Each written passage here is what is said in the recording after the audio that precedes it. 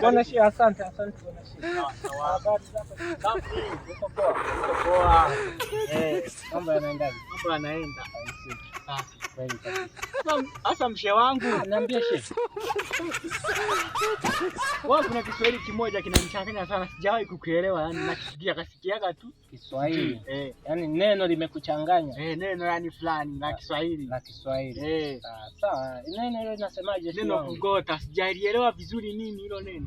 Neno kugota. Labda una ufafanuzi mzuri wa hilo neno. Sasa Shehe, hapo hujaelewa nini? Sijaelewa kabisa, ndio maana nimekuuliza. Mbona hilo limeenda moja kwa moja kabisa, inaeleweka, linajulikana la. Hebu nieleweshe mzee wangu na mimi nijue. Iko hivi Shehe wangu, sawa? Hilo neno usiwe na wasiwasi kabisa. Lipo waziwazi. Lipo waziwazi. Halijafungwa hata mabano halijafungwa. Yaani lipo waziwazi kabisa. Waziwazi nataka niujue. Neno kugota sawa? Inatokana na mtu sawa? Yaweza kuwa wewe ukafanya hata tukio sehemu fulani. Sasa wakaja wanakufuatilia wale watu. Naam. Unaona? Sasa wakija wanakufuatilia watu. Naam. Sasa itakuwa hilo tukio limekugota wewe mwenyewe ulioifanya wewe mwenyewe. Sawa sawa. Ndio maana ya kugota. Sawa sawa. Yaani ile tukio limekugota wewe mwenyewe uliyelifanya. Sawa sawa. Sawa sawa. Unaona? Ndio maana ya kugota Shehe. Umekwama wapi Shehe wangu? Sasa ndio maana nilikuwa nataka nijue. Hilo neno ni simple sana Shehe wangu. Mshe wangu. Uliza maswali mengine Shehe. Unajua Kiswahili bwana kinachanganya watu, yaani kinachanganya watu wengi sana. Swali lingine sina, nilikuwa ni hilo, tulikuwa naniumiza sana kichwa. Nilikuwa nakuumiza. Elewa hivyo Shehe. Sawa sawa. Yaani kugota yaani ni neno ambalo yaani tuseme kwa ufupi hivi sawa. Kugota sawa ni tukio mtu ambao ameshalifanya au ameshalitenda na linamwandama yeye. Unaona? Sawa sawa. Ndio hivyo Shehe. Haya mshe wangu sasa. Mimi niko hapa tu. Basi haina Shehe wangu. Haya poa. Basi ishara Shehe wangu. Sawa sawa. This man.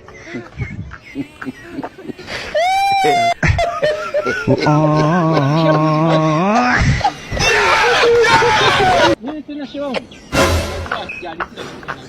Hujalizika na jibu langu. Sawa.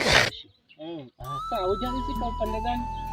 Kugota ni kwamba tukio linakuandama. Yaani kama kesi inakuja kwako. Kila kesi, kila tukio ni linakugota wewe mwenyewe ulileifanya wewe mwenyewe. Kwa maana ya kugota. Unaona bwana? Karibu. Asante jamani. Vipi? Unaenda wapi? Kwema kabisa. Shehe, mambo vipi? Safi Shehe. Vipi? Fresh tuko hapa tunaongea na Shehe wangu. Haina shida jamani. Nipo na bwana Shehe hapa tunaongelea neno moja hivi. Niambie Shehe. Nachangana sana. Neno gani? Neno la kugota. Nataka ananiambia eti neno kugota ni tukio. Eti ni tukio linakufuata tukio. Si hamna. Eti Shehe, kwani unavyojua kugota ni tukio? Shehe, yani mimi ninavyojua saa. Kugota saa kutokana na kitendo ulichokifanya. Sasa ukiwa umeshafanya kitendo, lazima kuna mambo ambayo atakubidi ya kugote wewe mwenyewe. Sababu kila kitu bwana ni kufikiria. Mimi ninavyoelewa kugota sawa. Unasemaje? Kila kitu ni kufikiria. Unajua mimi na ugonjwa humu kwenye masikio. I say pole bwana. Haya. Ni hivi, ni bubu nataka utoe sauti. Sawa. Neno kugota inamaanisha kwamba mfano, naweza nikatolea mfano. Sasa hivi hapa nyewe mmekaa mko wawili. Ndio. Haya. Nitoe mfano wangu. Nikisimama kama hapa, sawa? Nakuja moja kwa moja kwa huyu. Sawa. Maana yake ni kwamba huyu ndo nimempaje? Ndo nimemgota.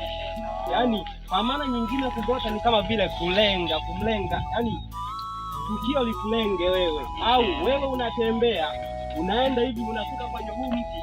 Sawa. Unafikia hapa kwenye huu mti. Ina maana umeugota mti, hauwezi kaendelea tena kwenda mbele. Ndio maana ya kugota bwana. Sawa ni shafi.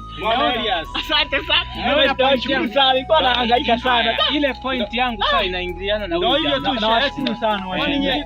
Hivyo kabisa alikuwa hajaamini. Haina noma. Asante sana. Haina noma jamani. Asante, lakini wewe ulikuwa ungetoa mifano mingi sasa nitapata mshe wangu. Sema nini? Mashe bwana tuna maneno mengi sana. Sasa ngoja niwaache kwanza. Kwa sababu kuna sehemu naelekea. Hapa na mshe na wewe ndo unaenda. Bwana she. Na. Ulitokezea huku kwa jamaa. Haya. Mimi nipo mshe wangu sina noma, sawa? Haya.